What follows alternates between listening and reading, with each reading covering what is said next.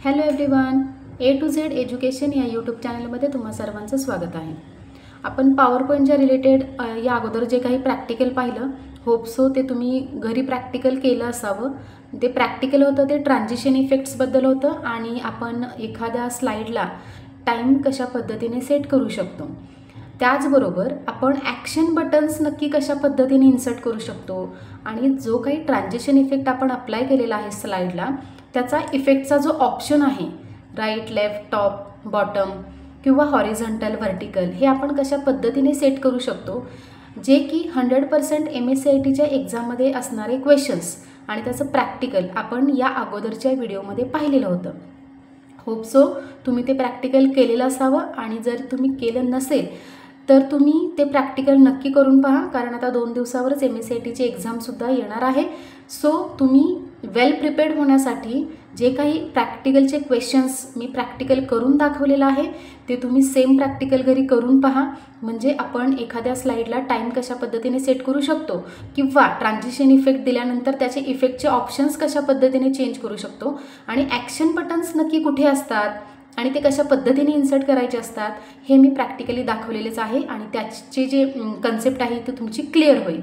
आता आजच्या व्हिडिओमध्ये आपण सेम पॉवर पॉईंटच्यामध्येच एखाद्या स्लाईडवरती जर 2 किंवा 3 ऑब्जेक्ट असतील, ऑब्जेक्ट म्हणजे काय तर स्लाईडवरती जे काही आपण पिक्चर इन्सर्ट करतो, टेबल इन्सर्ट केलेलं असेल किंवा एखादं टेक्स्ट टाईप केलेलं असेल, म्हणजे स्लाईडवरती ब्लँक स्लाईडच्या ऐवजी त्या स्लाईडवरती जे काही आहे त्याला आपण ऑब्जेक्ट असं म्हणतो. जसे की तुमच्यासमोर आता या स्लाईड नंबर 2 वरती 2 शेप्स मी इन्सर्ट केलेले आहेत, मग याला आपण म्हणतो ऑब्जेक्ट्स. याला काय म्हणतो? ऑब्जेक्ट्स.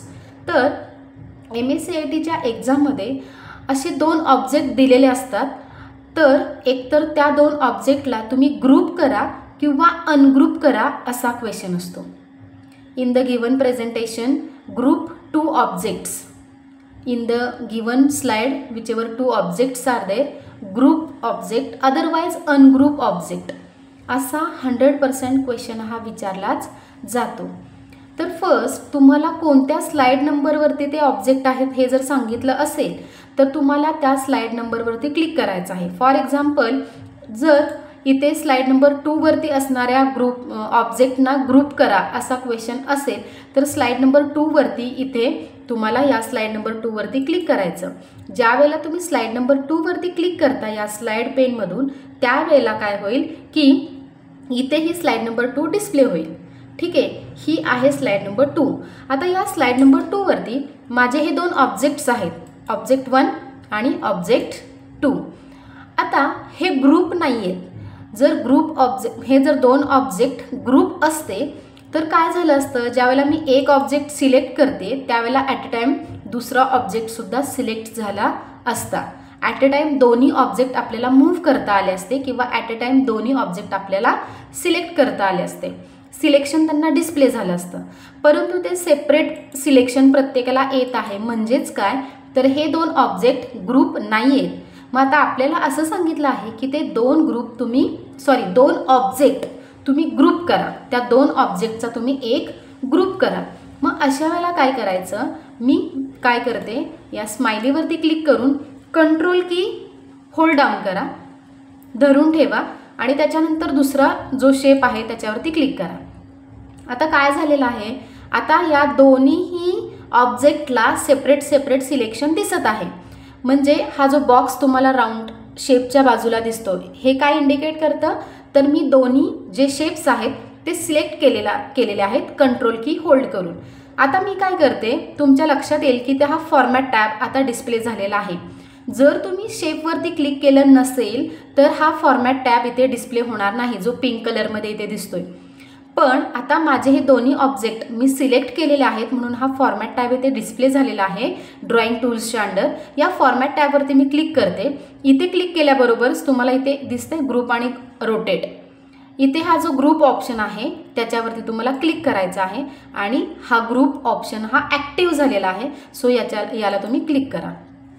आता तुमच्या लक्षात येईल मगाशी सिलेक्शन हे सेपरेट प्रत्येक ऑब्जेक्टला दिसत होतं, आता फक्त एकाच सिलेक्शनमध्ये हे 2 ऑब्जेक्ट दिसत आहेत. म्हणजे काय तर हे 2 ऑब्जेक्ट आता माझे ग्रुप झालेले आहेत. ॲट अ टाईम मी या दोन्ही ऑब्जेक्टला काय करू शकते, मूव्ह करू शकते. ॲट अ टाइम मी या दोन्ही ऑब्जेक्टला काय करू शकते, मूव्ह करू शकते. फॉर एक्झाम्पल मी हे मूव्ह करते तर ॲट अ टाइम दोन्ही ऑब्जेक्ट माझे मूव्ह होत आहेत किंवा प्लेस चेंज करत आहेत. का तर हे दोन्ही मी ऑब्जेक्ट ग्रुप केले आहेत म्हणून. आता असाही प्रश्न विचारला जातो की ते जे ग्रुप आहेत त्यांना तुम्ही अनग्रुप करा. अनग्रुप करणं खूप सोपं आहे. ग्रुप करण्यापेक्षा अनग्रुप करणं खूप सोपं आहे. फक्त तुम्हाला काय करायचं आहे, कोणत्याही एका शेपवरती तुम्ही फक्त जस्ट क्लिक करा. हे ग्रुप असल्यामुळे तुम्हाला डिरेक्टली दोन्ही ऑब्जेक्ट एकत्र सिलेक्ट झालेले दिसतील. त्याच्यानंतर तुम्हाला या सेम फॉर्मॅट टॅबमध्ये क्लिक करून इथे हा ग्रुप ऑब्जेक्ट आहे, या अरेंज ग्रुपमध्ये हा ग्रुप ऑब्जेक्ट ऑप्शन आहे, या ग्रुपवरती तुम्ही सिलेक्ट करा. आणि आता काय आहे तर हा अनग्रुप ॲक्टिव्ह झालेला आहे. कारण का, ऑलरेडी तुमचे ते दोन ऑब्जेक्ट हे ग्रुप आहेत म्हणून हा इथून ग्रुप हा इनविजिबल आहे, म्हणजे तो फेंट दिसतोय. आणि अनग्रुप हा काय आहे, तो डार्क दिसतोय. म्हणजे काय तर आता तुम्ही याला अनग्रुप करू शकता. मी अनग्रुप हा ऑप्शन सिलेक्ट करते. आता तुमच्या लक्षात येईल की लगेच या दोन ऑब्जेक्टला सेपरेट सिलेक्शन दिसत आहे. हा ऑब्जेक्ट एक आणि हा ऑब्जेक्ट सेकंड. आता ॲट अ टाइम मी जर यांना मूव्ह करायचं असेल तर मी फक्त आउटसाइड क्लिक करून आता एका शेपवरती क्लिक केल्यानंतर आता फक्त माझा एकच ऑब्जेक्ट मूव्ह होत आहे. कारण की हे दोन ऑब्जेक्ट आता अनग्रुप झालेले आहेत. त्या दोघांचा एक ग्रुप झालेला नाही. ज्या वेळेला हे दोन्ही ऑब्जेक्ट ग्रुपमध्ये असतात त्यावेळेला तुम्ही ॲट अ टाइम दोन्ही ऑब्जेक्ट कुठेही मूव्ह करू शकता. पण तर हे दोन ऑब्जेक्ट जर ग्रुप नसतील, अनग्रुप असतील, तर अनग्रुप केल्यानंतर सिंगल ऑब्जेक्ट आपण मूव्ह करू शकतो. सिंगल ऑब्जेक्ट आपण मूव्ह करू शकतो. याला आपण म्हणूयात ग्रुप आणि अनग्रुप. होप सो ग्रुप आणि अनग्रुप रिलेटेड असणारी कन्सेप्ट तुमच्या लक्षात आली असेल. मी पुन्हा एकदा सांगते, ज्या वेळेला कोणतेही दोन ऑब्जेक्ट किंवा तीन ऑब्जेक्ट तुम्हाला ग्रुप करायचे असतील तर तुम्हाला प्रथम काय करायचं आहे, कंट्रोल एका शेपवरती क्लिक करा, कंट्रोल की होल्ड डाऊन करा आणि मग दुसऱ्या शेपवरती क्लिक करा. ॲट अ टाइम तुमचे दोन शेप्स काय होतील, सिलेक्ट होतील. ते शेप सिलेक्ट झाल्यानंतर इथे हा ड्रॉइंग टूलच्या अंडर फॉर्मॅट टॅब आहे, याच्यावरती क्लिक केल्यानंतर इथे हा ग्रुप ऑप्शन आहे. अरेंज ग्रुपमध्ये हा ग्रुप ऑप्शन आहे. या ग्रुपवरती इथे जो आहे तो ग्रुप ऑप्शन, या ग्रुप ऑप्शनवरती तुम्ही क्लिक करा आणि त्याला आता काय करा, ग्रुप करा.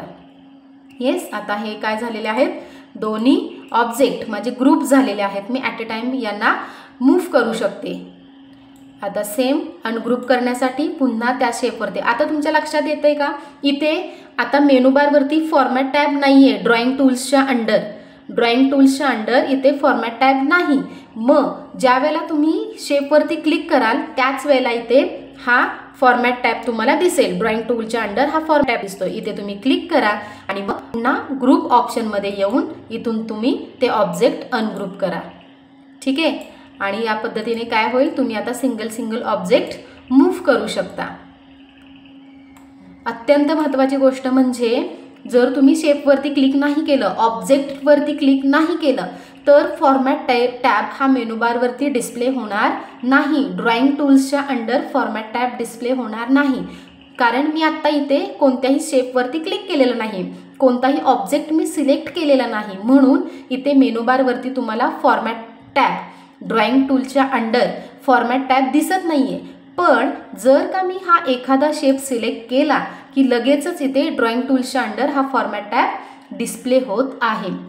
ही अत्यंत महत्त्वाची गोष्ट आहे. कारण का तुम्ही जर तुमच्या ही गोष्ट लक्षात नाही आली की फॉर्मॅट टॅब मेनू बारवरती नाही आहे आणि तो कशा पद्धतीने डिस्प्ले होईल, तर तुम्ही तुमचा वेळ वाया घालवाल.